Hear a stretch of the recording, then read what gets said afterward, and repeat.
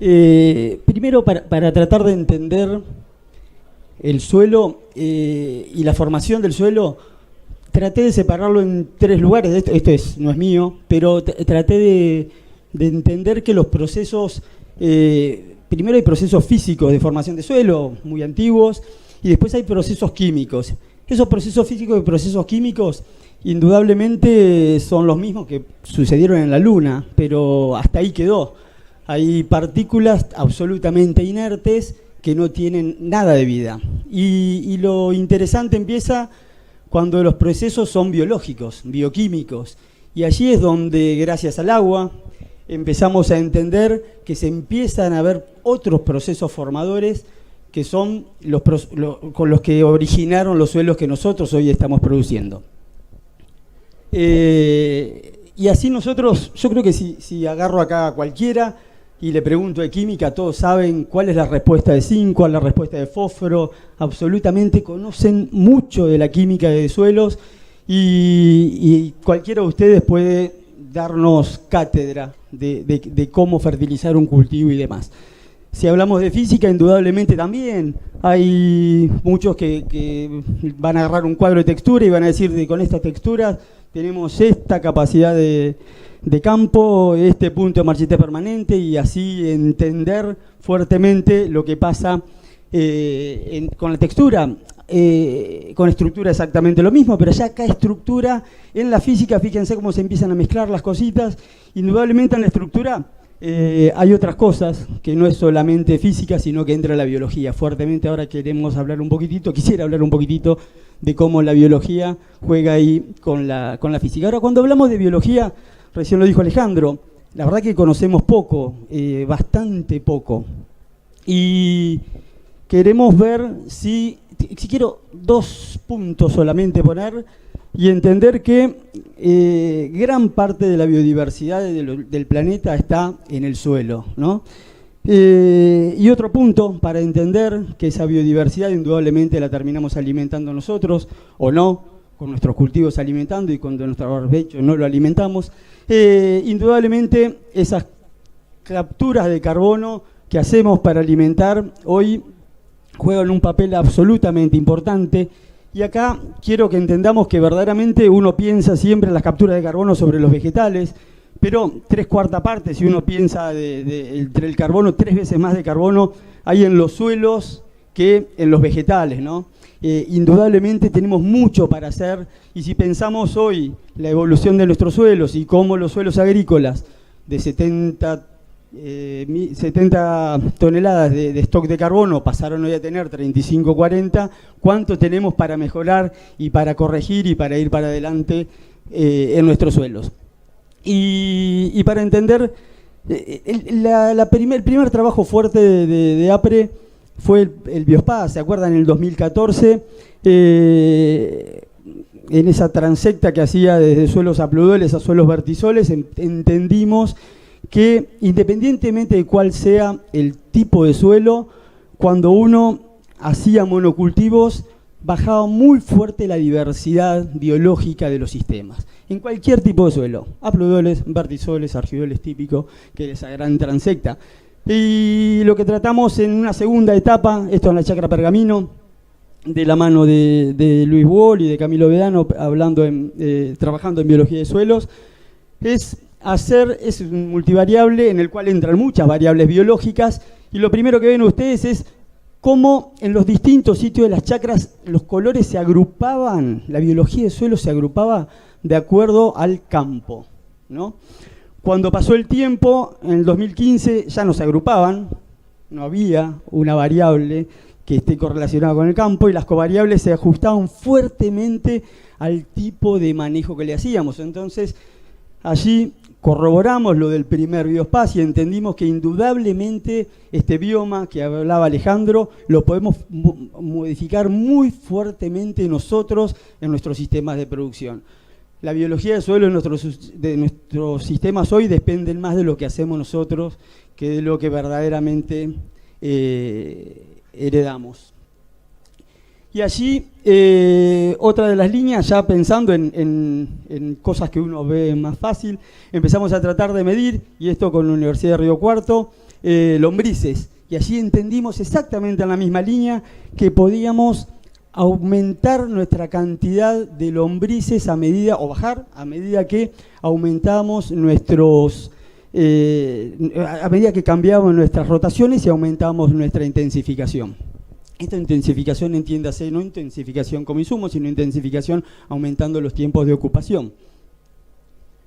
Ahora, la pregunta es si podemos influir indudablemente en nuestros suelos, con nuestros cultivos, aumentando o cambiando la actividad biológica, si podemos cambiar los suelos que hoy parecen casi con mucha materia inerte, ese limo suelto que forma capas densas, y lo podemos volver a reconstruir, podemos recarbonizar nuestros suelos y formar nuevamente agregados. Y la respuesta fue absolutamente sí. En la misma línea con Luis Boll medimos macros y mesos agregados y nosotros pudimos medir que a medida que aumentábamos la cantidad de cultivos y aumentamos nuestros tiempos de ocupación, las raíces alimentaban, como bien decía recién Martín, a los microorganismos, y al alimentar a los microorganismos indudablemente volvíamos a recapturar esos macro y mesoagregados. Y esto creo que es bastante importante, porque cuando esto es exactamente lo mismo, el plote de San Nicolás Este tuvo el mismo origen. Y esas tres fotos no están cambiadas en el tiempo, sino que están sacadas en el mismo momento. La primera foto es de la rotación maíz, soja, trigo, soja. Esa estructura laminar se sigue manteniendo, a pesar de que creemos que hacemos una rotación bastante bonita, que no es soja-soja, pero a medida que aumentamos la intensificación y a medida que nos fuimos a praderas y a medida que aumentamos la diversificación, indudablemente pudimos cambiar la estructura del suelo. Y esto creo que es importante. Creo que hay que dejar de pensar que los suelos se tienen que romper, que las capas densas se tienen que romper. Cuando rompemos las capas densas, indudablemente, con una labor, lo que hacemos es oxigenamos el suelo. Al oxigenar el suelo, fuertemente aumentamos la combustión de la materia orgánica. Al aumentar la combustión de la materia orgánica, cada vez se libera más limo. Al liberarse los limos, que son como platitos, quedan libres. Al quedar libres, con el agua se reacomodan y forman nuevamente la capa densa. Esa que rompimos, pero ahora cada vez más acentuada porque cada vez perdemos más carbono. Hay que sacar de la cabeza lo de romper capas densas, tenemos que recarbonizar nuestros suelos, tenemos que volver a los momentos originales de nuestros suelos, cambiando los sistemas y tratando de aumentar nuestros tiempos de ocupación, dándole vida a los suelos. Y esto es exactamente lo mismo. Fíjense cómo el índice de estallido son bastante fáciles de hacer, no es tan difícil, no son costosos, solo una pala y un poquito de ganas, y cómo indudablemente estas estructuras masivas aumentan o disminuyen cuando aumentan los tiempos de ocupación, cuando aumenta la captura de carbono, cuando empiezo a aumentar mi biología de suelo. Y ya pensando en biología de suelo, digo, la estratificación de la vida del suelo no es casualidad, es de acuerdo a la cantidad de oxígeno que hay, de acuerdo a la cantidad de alimentos que hay. Indudablemente las mayores profundidades tienen menos vida. Y esto lo pongo porque los productores y los agrónomos sabemos que hacemos lío con la labranza. Y hoy escuchamos muchas veces que decimos, bueno, hacemos una labranza superficial, nomás muy chiquitita, solo los primeros centímetros. Bueno, rompemos los primeros centímetros de vida.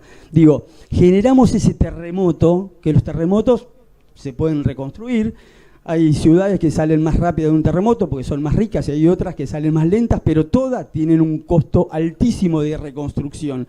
Y no podemos seguir perdiendo tiempo en reconstruir lo que rompemos. Tenemos que dejar de romper, tenemos que recarbonizar nuestros suelos, tenemos que aumentar nuestra actividad biológica. Es difícil que en estas estructuras masivas, y esto es absolutamente adrede, está sacado arriba de un maíz, como creyendo que si hacemos un maíz solucionamos la vida. No, son tecnologías de procesos en las cuales un maíz no nos soluciona nada, aunque es gran parte de la solución, pero como sí solo y como cultivo anual, si después nos olvidamos del campo, pasa esto, estructuras absolutamente masivas donde no hay circulación de aire, donde las raíces les cuesta penetrar y donde no hay circulación de agua, hay mucha menos infiltración de agua. Indudablemente, en la misma línea, y esto me gusta agarrarlo, es un trabajo del equipo de Adrián Andriulo.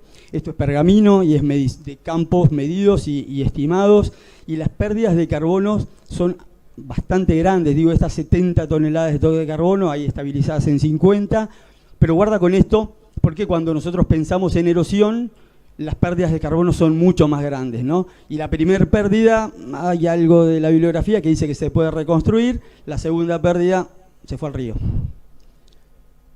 Y en esa línea de recarbonización, indudablemente, también trabajo y resultado de la chacra pergamino, podemos, a medida que cambiamos nuestro sistema de producción, recarbonizar nuestros suelos, ¿no? O sea que tranquilamente, y no son eso de creer que tenemos que esperar 50 años, 3 generaciones, no sé cuánto tiempo para cambiar, no, con muy poco tiempo esos efectos acumulativos se comienzan a ver y empiezan a aumentar. Y acá me quiero ir ya a cuantificar cositas. Digo, una raíz de centeno, de un centeno de 16 semanas, casi un centeno ya terminado, tiene 50 kilómetros de raíces, ¿no? Fíjense que hacemos un lío bastante grande de raíces y esas raíces, que creo que es lo más importante, producen exudados, secreciones, mucílagos, cantidades de cosas que dan porosidad, pero estabilidad a la porosidad, y que la tenemos que separar de esa porosidad de labranza, que creemos que cuando rompemos hacemos algo bueno. Y indudablemente, cuando nosotros tenemos mucílagos, tenemos lípidos, la entrada de esa agua a los agregados es muy lenta, porque tenemos sustancias hidrofóbicas y le damos absolutamente cantidad de tiempo para que entre el agua, pero también salga el aire. Ahora, cuando no hay vida en los suelos, hay porosidad, pero no hay vida, el estallido es enorme. No hay vida en esos suelos, no hay sustancias hidrofóbicas, el agua entra absolutamente rápido y se genera esa explosión de agregados. Eso es labranza, eso lo de la derecha no lo es. Indudablemente tenemos que pensar en estructuras, en estas estructuras que son tecnologías de procesos, ¿no? No son tecnologías de insumos. Tenemos que dejar de sacarnos ese absoluto ensayo de decir con cultivo de cobertura, sin cultivo de cobertura, sin cultivo de cobertura, perdidos quintales, el cultivo de cobertura es una macana. Tenemos que salir de la anualización de los resultados. Indudablemente las raíces parecen iguales, pero son distintas. Nosotros vemos, nos parece todo parecido en la superficie, pero absolutamente las raíces son distintas. Esto creo que es absolutamente importante porque podemos permitirnos pensar ya en no una diversidad temporal, sino una diversidad espacial. Raíces vivas viviendo con raíces vivas. Sabemos que Luis siempre nos cuenta que hay plantas que a 200 metros de otro árbol se comunican entre las raíces, hay mucha comunicación, mucha vida entre las raíces y hay círculos virtuosos que se producen en las raíces, también hay círculos viciosos y hay competencia. Indudablemente deberíamos seleccionar cuáles son las especies que generan diversidad pero terminan generando círculos virtuosos. Y ya tratando de seguir en esta cuantificación, indudablemente las diferencias, recién lo decían, que cómo cambian los sistemas cuando uno arranca, uno cree que arranca nuestro captura de carbono en B, y sí, cuando sembramos arranca, pero el crecimiento es rápido. Fíjense las relaciones de vida entre suelo rizoférico y no rizoférico. A medida que esas raíces van creciendo, empieza, pero fíjense las diferencias entre suelos rizoféricos en cualquier hongo, bacteria, lo que quieran considerar, las diferencias entre suelos rizoféricos y no rizoféricos son absolutamente grandes. Eso nos hace pensar si verdaderamente tenemos que seguir pensando en que tenemos que matar raíces o que se mueran y después dejar un tiempito y volver a sembrar, o las raíces vivas tienen que estar todo el año. Me parece que el siempre verde que APRE nos está desafiando es otro siempre verde, mucho más profundo que el que nosotros creemos. Indudablemente, esto es lo que se ve. hoy. Este es un Twitter de un ex APRE, que es de Martín Marcetti, que es un Twitter de la semana pasada que me llamó mucho la atención y digo, Martín, te tengo que robar la foto, y acá la robé. Digo, pensamos en sistemas simplificados y esto nos devuelven los sistemas simplificados.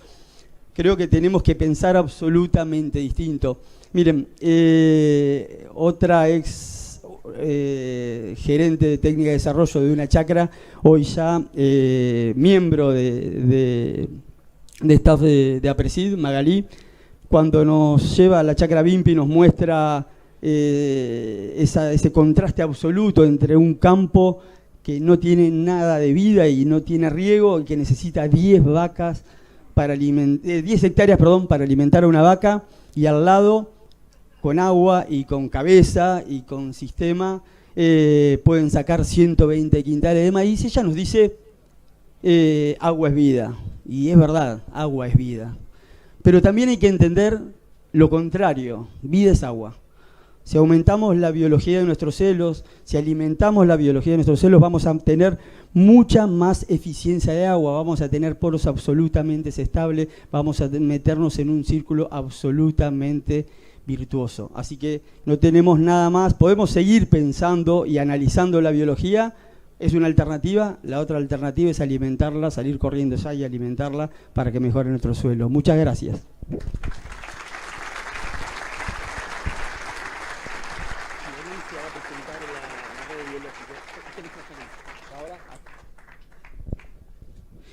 Bien, Florencia, que va a presentar la red de biológicos, y después ya vamos con la inauguración. En 10 minutitos estamos con la inauguración.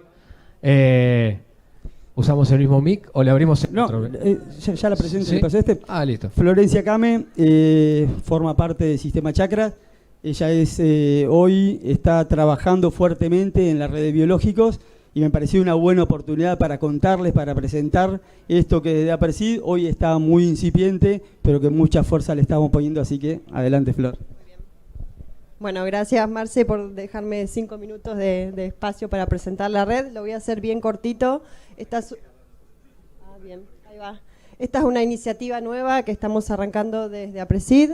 Es la red de nutrición biológica y quería contarles rápidamente de qué trata para invitarlos un poco a sumarse.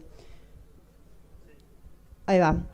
Bueno, la finalidad de la red es, básicamente queremos contribuir a la producción sustentable a través de la exploración a la respuesta a la aplicación de tecnologías de nutrición biológica, es decir, entender un poco cómo funcionan estas tecnologías a partir de demandas que nacen del productor. Este espacio o este proyecto está alojado dentro de uno de los programas de APRESID, que es Sistema Chacras, que estuvo hablando Marce hace un ratito, de muchas de esas chacras que dieron muchos resultados. En este caso es una red, no es una red de ensayo, sino es una red de conocimiento, una red de aplicación de tecnologías, donde trabajamos a la par con los productores, empresas, expertos y asesores que nos brindan los sitios de experimentación. Y en este caso, las demandas que nos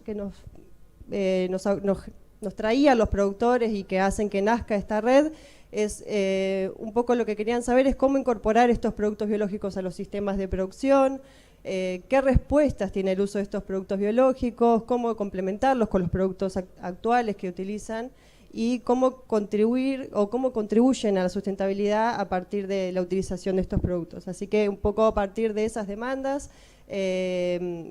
nacen o se desprenden los objetivos de la red, que es conocer el efecto sobre los cultivos extensivos de los principales productos biológicos en mercado. En este caso vamos a arrancar con lo que es bioestimulantes y biofertilizantes para centrarnos en una gama de productos, generar información aplicable para el productor en amplios ambientes y obtener el respaldo científico de la generación de ese conocimiento.